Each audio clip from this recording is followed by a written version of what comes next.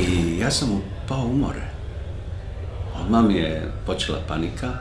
Sam znao kao dijete, ja sam znao točno da se nešto događa što ne mogu izbjeći.